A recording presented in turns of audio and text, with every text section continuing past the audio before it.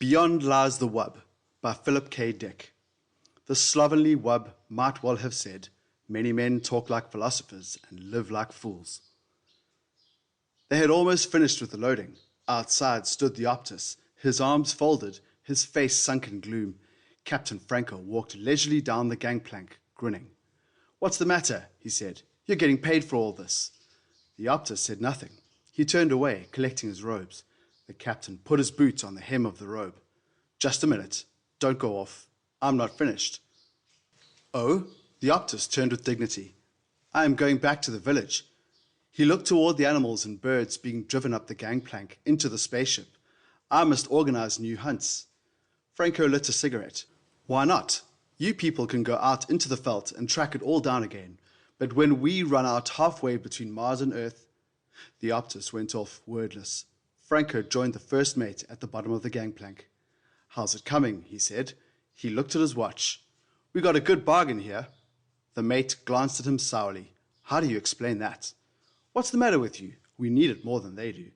"I'll see you later, Captain." The mate threaded his way up the plank, between the long-legged Martian go-birds, into the ship. Franco watched him disappear. He was just starting up after him, up the plank toward the port, when he saw it. My God! He stood staring, his hands on his hips. Peterson was walking along the path, his face red, leading it by a string. "I'm sorry, Captain," he said, tugging at the string. Franco walked toward him. "What is it?" The wub stood sagging, its great body settling slowly. It was sitting down, its eyes half shut. A few flies buzzed around its flank, and it switched its tail. It sat. There was silence. "It's a wub," Peterson said. "I got it from a native for 50 cents. He said it was a very unusual animal, very respected." "This?" Franco poked the great sloping side of the wub. "It's a pig, a huge, dirty pig." "Yes, sir, it's a pig. The natives call it a wub." "A huge pig. It must weigh 400 pounds. Franco grabbed a tuft of the rough hair. The wub gasped. Its eyes opened, small and moist. Then its great mouth twitched. A tear rolled down the wub's cheek and splashed on the floor. "Maybe it's good to eat," Patterson said nervously. "We'll soon find out," Franco said. The wub survived the takeoff, sound asleep in the hold of the ship. When they were out in space and everything was running smoothly, Captain Franco bade his men fetch the wub upstairs so that he might perceive what manner of beast it was. The wub grunted and wheezed, squeezing up the passageway. "Come on," Jones grated, pulling at the rope. The wub twisted, rubbing its skin off on the smooth chrome walls. It burst into the anteroom, tumbling down in a heap. The men leapt up. "Good Lord," French said. "What is it?" "Peterson says it's a wub," Jones said. "It belongs to him." He kicked at the wub. The wub stood up unsteadily, panting. "What's the matter with it?" French came over. "Is it going to be sick?" They watched. The wub rolled its eyes mournfully. It gazed around at the men. "I think it's thirsty," Peterson said. He went to get some water. French shook his head. "No wonder we had so much trouble taking off. I had to reset all my ballast calculations." Peterson came back with the water. The wub began to lap gratefully, splashing the men. Captain Franco appeared at the door. "Let's have a look at it." He advanced, squinting critically. "You got this for 50 cents? "Yes, sir," Peterson said. "It eats almost anything. I fed it on grain and it liked that, and then potatoes and mash and scraps from the table and milk. It seems to enjoy eating. After it eats, it lies down and goes to sleep." "I see," Captain Franco said. "Now, as to its taste, that's the real question. I doubt if there's much point in fattening it up anymore. It seems fat enough to me already. Where's the cook? I want him here. I want to find out." The wub stopped lapping and looked up at the captain.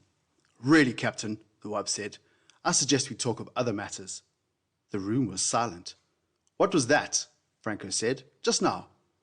"The wub, sir," Peterson said. "It spoke." They all looked at the wub. "What did it say? What did it say?" "It suggested we talk about other things." Franco walked toward the wub. He went all around it, examining it from every side. Then he came back over and stood with the men. "I wonder if there's a native inside it," he said thoughtfully. "Maybe we should open it up and have a look." "Oh, goodness," the wub cried. "Is that all you people can think of? Killing and cutting?" Franco clenched his fists. "Come out of there! Whoever you are, come out!" Nothing stirred. The men stood together, their faces blank, staring at the wub. The wub swished its tail. It belched suddenly. "I beg your pardon," the wub said.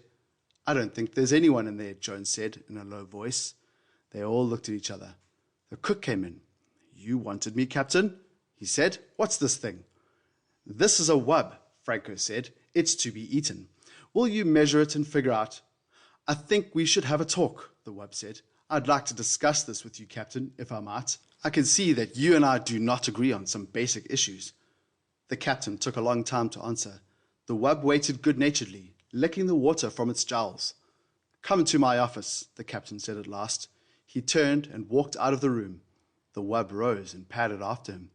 The men watched it go out. They heard it climbing the stairs. "I wonder what the outcome will be," the cook said. "Well, I'll be in the kitchen. Let me know as soon as you hear." "Sure," Jones said. "Sure." The wub eased itself down into the corner with a sigh. "You must forgive me," it said. "I'm afraid I'm addicted to various forms of relaxation. When one is as large as I—" The captain nodded impatiently. He sat down at his desk and folded his hands. "All right," he said. "Let's get started. You're a wub, is that correct?" The wub shrugged. "I suppose so. That's what they call us, the natives, I mean. We have our own term." "And you speak English? You've been in contact with Earthmen before?" "No."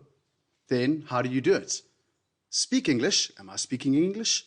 I'm not conscious of speaking anything in particular. I examined your mind." "My mind?" "I studied the contents, especially the semantic warehouse, as I refer to it." "I see," the captain said. "Telepathy, of course." "We are a very old race," the wub said. "Very old and very ponderous. It is difficult for us to move around. You can appreciate that anything so slow and heavy would be at the mercy of more agile forms of life. There was no use in our relying on physical defenses. How could we win? Too heavy to run, too soft to fight, too good-natured to hunt for game. How do you live?" "Plants, vegetables. We can eat almost anything. We're very Catholic. Tolerant, eclectic, Catholic. We live and let live. That's how we've gotten along." The wub eyed the captain. "And that's why I so violently objected to this business about having me boiled. I could see the image in your mind. Most of me in the frozen food locker, some of me in the kettle. A bit for your pet cat." "So you read minds," the captain said. "How interesting. Anything else? I mean, what else can you do along those lines?" "A few odds and ends," the wub said absently, staring around the room. "A nice apartment you have here, Captain. You keep it quite neat. I respect life forms that are tidy. Some Martian birds are quite tidy. They throw things out of their nests and sweep them." "Indeed," the captain nodded. "But to get back to the problem." "Quite so. You spoke of dining on me. The taste, I am told, is good. A little fatty, but tender. But how can any lasting contact be established between your people and mine if you resort to such barbaric attitudes? Eat me? Rather, you should discuss questions with me, philosophy, the arts." The captain stood up. "Philosophy. It might interest you to know that we will be hard put to find something to eat for the next month. An unfortunate spoilage." "I know," the wub nodded. "But wouldn't it be more in accord with your principles of democracy if we all drew straws or something along that line? After all, democracy is to protect the minority from just such infringements. Now, if each of us casts one vote—" The captain walked to the door. "Nuts to you," he said. He opened the door. He opened his mouth. He stood frozen, his mouth wide, his eyes staring, his fingers still on the knob. The wub watched him. Presently, it padded out of the room, edging past the captain. It went down the hall, deep in meditation. The room was quiet. "So you see," the wub said, "we have a common myth. Your mind contains many familiar myth symbols. Ishtar, Odysseus." Peterson sat silently, staring at the floor. He shifted in his chair. "Go on," he said. "Please go on." "I find in your Odysseus a figure common to the mythology of most self-conscious races. As I interpret it, Odysseus wanders as an individual, aware of himself as such. This is the idea of separation from family and country, the process of individuation. but Odysseus returns to his home. Peterson looked out of the port window at the stars, endless stars, burning intently in the empty universe. Finally, he goes home. As must all creatures, the moment of separation is a temporary period, a brief journey for the soul. It begins, it ends. The wanderer returns to land and race. The door opened. The wub stopped, turning its great head. Captain Franco came into the room, the men behind him. They hesitated at the door. "Are you all right?" French said.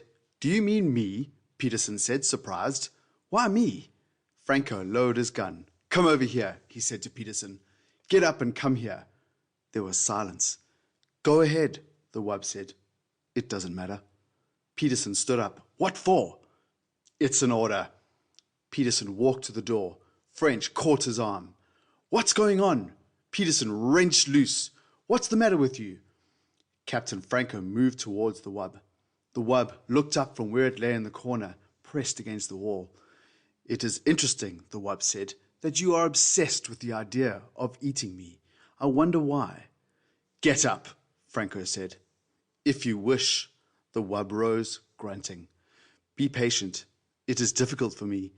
It stood gasping, its tongue lolling foolishly. "Shoot it now," French said. "For God's sake!" Peterson exclaimed. Jones turned to him quickly, his eyes grey with fear. "You didn't see him, like the statue, standing there, his mouth open. If we hadn't come down, he'd still be there." "Who? The captain?" Peterson stared around. "But he's all right now." They looked at the wub, standing in the middle of the room, its great chest rising and falling. "Come on," Franco said. "Out of the way." The men pulled aside toward the door. "You are quite afraid, aren't you?" the wub said. "Have I done anything to you?" "I am against the idea of hurting. All I have done is try to protect myself. Can you expect me to rush eagerly to my death?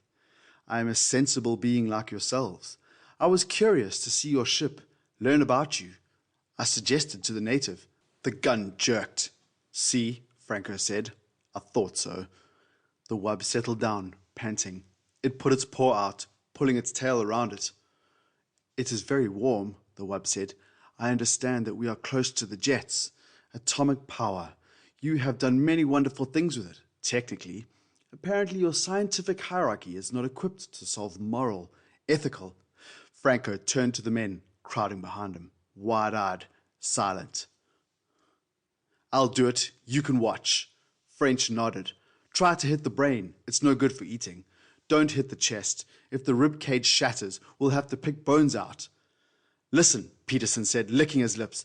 "Has it done anything? What harm has it done? I'm asking you. And anyhow, it's still mine. You have no right to shoot it. It doesn't belong to you." Franco raised his gun. "I'm going out," Jones said, his face white and sick. "I don't want to see it." "Me too," French said. The men straggled out, murmuring. Peterson lingered at the door. "It was talking to me about myths," he said. "It wouldn't hurt anyone." He went outside. Franco walked toward the wub. The wub looked up slowly. It swallowed. "A very foolish thing," it said. "I am sorry that you want to do it. There was a parable that your savior related." It stopped, staring at the gun. "Can you look me in the eye and do it?" the wub said. "Can you do that?" The captain gazed down. "I can look you in the eye," he said. "Back on the farm we had hogs, dirty razorback hogs. I can do it." Staring down at the wub into the gleaming, moist eyes, he pressed the trigger. The taste was excellent. They sat glumly around the table, some of them hardly eating at all. The only one who seemed to be enjoying himself was Captain Franco. "More," he said, looking around. "More, and some wine, perhaps." "Not me," French said. "I think I'll go back to the chart room."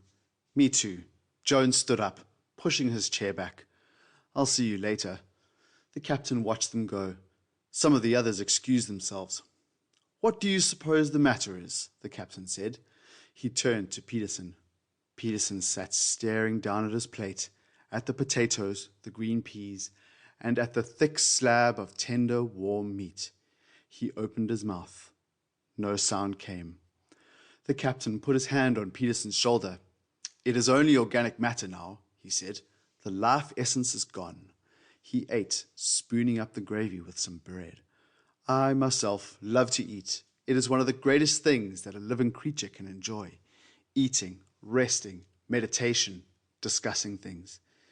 Peterson nodded. 2 more men got up and went out. The captain drank some water and sighed. "Well," he said, "I must say this was a very enjoyable meal.